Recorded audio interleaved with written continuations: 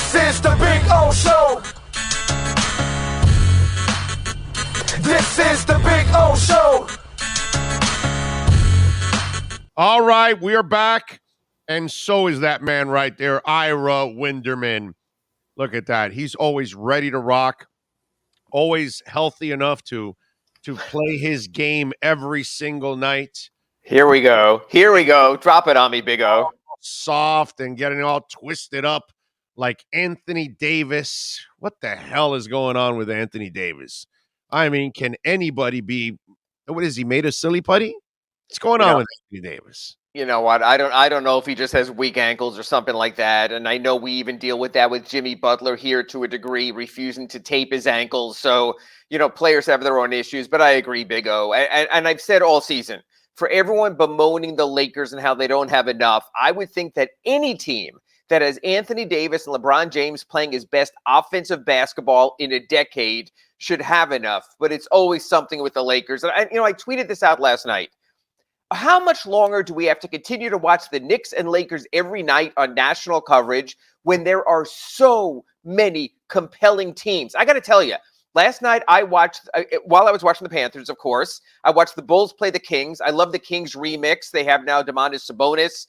They have, Dante DiVincenzo they picked up from the Bucks. They're fun. Then I watched the end of a game where Justice Winslow bricked a free throw, but made the second one as Portland pulled off their victory, and they look very good in that game. So, there's plenty to watch. The fact is that we keep getting these Knicks games and these Lakers games. There's a whole country beyond those two teams that are playing really good basketball right now. The Lakers are a difficult view. I know they pulled it out last night, but man, that is not a fun team to watch. No, not at all. Not at all. It's funny you mentioned the Knicks because Jordan is sitting next to me, and he's, of course, part of the family that owns Slomin's, and he was like, man, I was at that Knicks game last night and then the other night too, and he's just like shaking his head because it's like they need their own Slomin's home shield or something to protect them from the incoming embarrassment there. Because you know what? If they had a security camera, someone would have called someone in when that lead was frittering away, but I've seen it all year with the Knicks. I mean, this is not the first time. The other day, Tom Thibodeau tries to call a coach's challenge, and the referee has to tell him, you only get one per game, but you did just lose your last time out. So you know what? When it goes to crap in New York, it goes to crap in a hurry. Just when they think they've turned the corner, not even close. And you know what? This whole thing, you saw this last season, Big O. Julius Randle, the second coming, and there was one of the talk show hosts from New York, I think Brandon Tierney, saying, he's better than Chris Bosh. No, folks, and no Knicks fans, it takes more than one breakthrough season for consistency. The Knicks have not had consistency, I don't know, since like Reed, DeBusschere, Bradley, Frazier, and Barnett. Yeah, no, and listen, even Bosh at least used to take Toronto by himself to the playoffs, okay?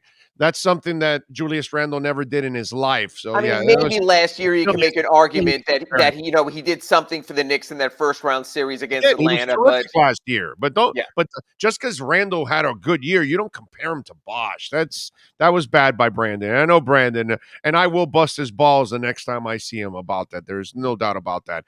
Now, Thibodeau, has he fooled us?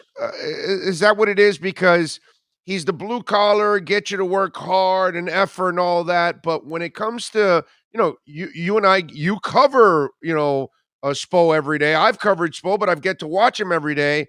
So I see the intelligence, the IQ, how he can out-coach you at times.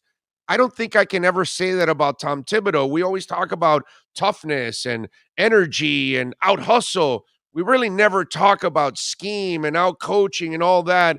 Has Tom Thibodeau kind of pulled the wool over most of our eyes on this? Because that's how I feel now after watching him through the Knicks. I think Tibbs is the kind of coach, when he has talent in place, he's very good with it.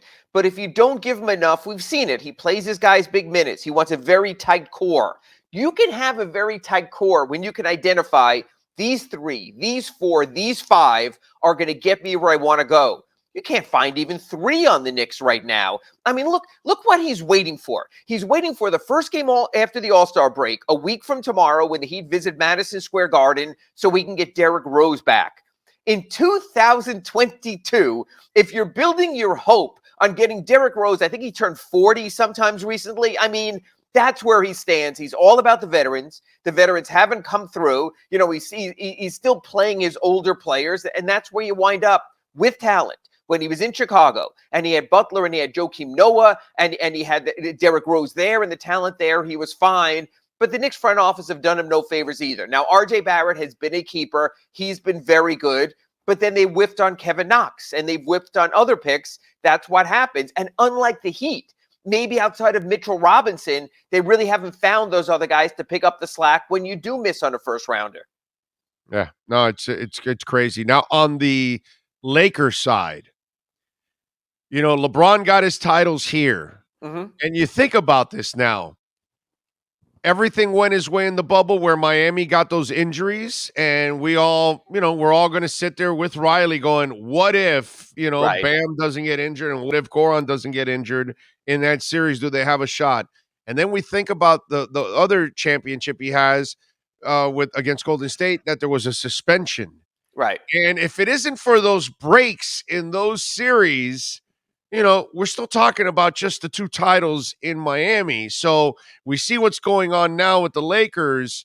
It's almost like the extra 2 titles, he needed certain breaks in order for them to happen. Outside of that, it doesn't look like it's happening for him. You know what? And a lot of people have come around to this thought of, if he would have stayed with the Heat, he would have also had Title 3 plus Yes. Title 4 plus Title 5. But I'm actually going to sort of snap back on that for this reason. Every person has a right to do what they want to do, how they want to do it. Yeah. Everyone on the outside looks at these stars and says the only or the most important thing for them is championships. Maybe it's not. Maybe LeBron wanted to grow as a person. Maybe he wanted to grow as an entrepreneur. Maybe he wanted to grow on the production side of it also. So yes, LeBron James arguably could have won more championships if he stayed in Miami. We're all projecting on LeBron. The most important thing for LeBron is catching MJ. I don't think that's the case. I think for LeBron, the most important thing for him was him becoming his own industry, him becoming his own billionaire, him sort of becoming his own Dr. Dre, him sort of becoming his own, moving from the entertainment view to the entrepreneurial view. So where he stands right now, I think he's content in that. And I think what we all did is overstated the meaning of championships to him. There are some, I believe MJ here in Charlotte, the owner of the Hornets, Kobe Bryant, who were only obsessed or mostly obsessed beyond family with championships. I don't think that LeBron is that person. I think we all project that onto LeBron, and I think that might be mistaken. So it really is crazy. All right, Hornets and Heat tonight. We got some injuries. We got Hero out. We got Deadman out. What are you hearing about Caleb and Butler? I would think Jimmy's going to play. Look, I think part of this also is the All-Star game is in Cleveland on Sunday, and it's great to get, you know what this reminds me of the All-Star game, Big O? The Pro Bowl. Everyone wants to get named to the Pro Bowl. Everyone gets angry when they're not selected, but no one wants to play in the Pro Bowl. I think this year's NBA All-Star game is the same thing. I think this shoulder injury, of which I do not know where it came from with Jimmy, is sort of his wild card in case he decides, you know what? Cleveland or Aruba, and then makes a decision. I think he plays tonight. I'm all for Aruba with Jimmy, with the mileage he has. Yes. And unlike AD, this tough sumbitch will play through a lot of these injuries. You know what I mean? So that's what I worry more about Jimmy in that sense. You almost have to sometimes protect Jimmy from Jimmy. You don't have to worry about Anthony Davis because he's certainly going to protect himself from himself. That's for sure. And I agree with that. And you know what's crazy about Caleb Martin? He has the sore Achilles. His brother Cody Martin is out of tonight's game because of a sore Achilles. You talk about a pair of lookalikes. Everything's the same. For the old people out there, it's like the Patty Duke show. They walk alike, they talk alike. They're just literally two of a kind. I think Caleb tries to play because that's who he is. This is a big game. You want to go into the All-Star game a week off. They don't play until a week from Friday, like I said, in New York, on an upbeat note. They came here to Charlotte a little over 2 weeks ago. They took care of the Hornets. I think if they do again today, they will finish the first half of the season in first place in the East by tiebreaker over the Bulls. How ironic, Big O, would it be if they're in second place? So Spoelstra was forced to coach the All-Star game because at Sunday's cutoff, they were at first place, but now he goes to the All-Star game coach of the second place Heat. So I think this is more than just one of 82 for the Heat. They want to end the first half of the schedule on a good note. By the way, I thought you were going to go with the double mint commercial for the Martins there Yeah, on that one. we're both getting pretty old there. Yeah. Yes, I know. Oladipo practicing with the G League, and he's playing with the G League, right? Not just practicing, is it No, right? he's not going to play in games up there. Just There's practice? certain rules. If you have more than 3 years experience in the NBA, you don't have to play G League games if you don't want. So he's up there getting 5-on-5 practice, going against Mario Chalmers, Chandler Hutchison. They have some NBA veterans there. Just getting the court work he couldn't get here because the Heat never practiced. They've gone 2 weeks without a practice. They're not going to practice again until a week from today. He wanted to get the work in. It's really interesting.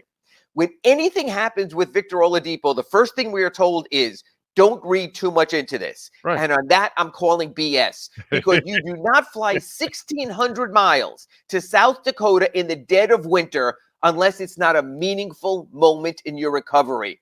I think there's a very good chance that if not Friday, a week from tomorrow in New York, it'll be part of a back-to-back. Wow. They play at home that Saturday against San Antonio. We see Victor Oladipo, and then we will be filling our Acura Pembroke Pines reports and our Slomin home security weekly inside the paint with nothing but Victor Oladipo talk, because I think the moment is coming, or as you would say, winter is coming. You know, I thought you were going to say a few more weeks, because my idea is, when I heard this, I go, okay, they want him to go practice and see the soreness the next day, heal up, get ready, play again, practice again, soreness, practice again, see how the body, reacts to getting beat up in multiple physical practices. And they'll know that this weekend. Yeah. So, but that's the difference between you and me. I thought they would let it play out for a couple of weeks, since you can slow walk this thing. There's no hurry to bring back Depot right now. Really, I just want him to play a couple of weeks before the regular season and then let him go. See, now here's the deal. You're the half-empty guy. You're the guy who buys the home security camera but no alarm system and watches someone take your stuff. No, I'm the guy who also has it monitored. I get Slomins. I'm the guy who also has it monitored, so the police are called right away and taken care of. Come on, Big O, get with the game. So I'm going to be a little more glass half full there. You know what? This is a long way to go, Big O, to still be in holding pattern. And what's interesting is the contrast to Markieff Morris, who didn't go. There was a flight there. The Heat sent their trainer, assistant trainer Brandon Gilliam, there. So there would have been Heat staffers. So that story has a little more to be told there. Instead, he's working out with Stan Remy in Miami, playing with Goran Dragic a little. It's a little different story. It's very interesting how the Heat are playing it between the two of them. If we were to make a bet and you were to ask me who's to come back first, I clearly now would go with Oladipo over Markieff Morris. All right. So, by the way, Goran, what's going on with Goran? Are the Heat going after Goran? They have one spot, don't they? Well, I know we're on a podcast, so people might be listening to this later. 6 o'clock on Thursday, he clears waivers. I think he'll be signed pretty quickly. I think the Bucks are interested. I think the Warriors are interested. The Lakers are very interested. I don't know why Goran would be interested. Yeah. Two more teams to keep in mind. The Celtics traded away Dennis Schroeder. Makes sense there in Boston. And even when you look at Brooklyn right now, yes, they have Ben Simmons, they have Kyrie, but they could use one more veteran, especially for home games, if Kyrie continues that he can't play at home. So Goran has a lot of choices, or he could say, you know what? It's nice and warm and sunny. I'm already down here in South Florida. You never know. If we were to do the odds, I wouldn't put the Heat as any better than, say, the 5th or 6th choice. Wow. Okay. That's interesting. I thought the Heat would be one of the top 2 or 3 choices. I think Goran knows the game. Again, I'll play this little game with you. If we're going with the starting lineup, by the way, he is old enough to join the Lakers. Yes, exactly. He as long as you have your AARP card, you're fine. Right. So exactly. And I think their team dinners are scheduled for 4:30, so that'll be good with him also, at his age. But again, Big O, you look at this Heat starting lineup: Adebayo, Tucker, Robinson, Butler, Lowry.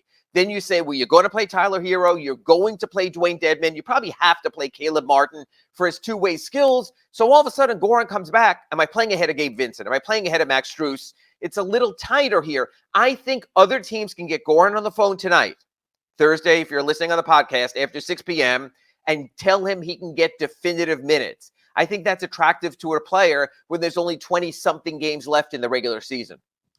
Follow him on Twitter at Ira Heatbeat. More importantly, catch his work at the South Florida Sun Sentinel. Subscribe like I do. Support our local journalist. Ira, as always, you're awesome, my brother. Thank you for taking some time. We'll talk to you next week. And remember, you get the camera and the security system. Always want to take care of our folks. Thank you, Big O. Always. Thank you, my brother. Always want to get that camera. Got to get that doorbell camera, baby. Yeah. Free doorbell camera. First 40 Big O listeners right now. 1-800-ALARM-ME. That's 1-800-ALARM-ME.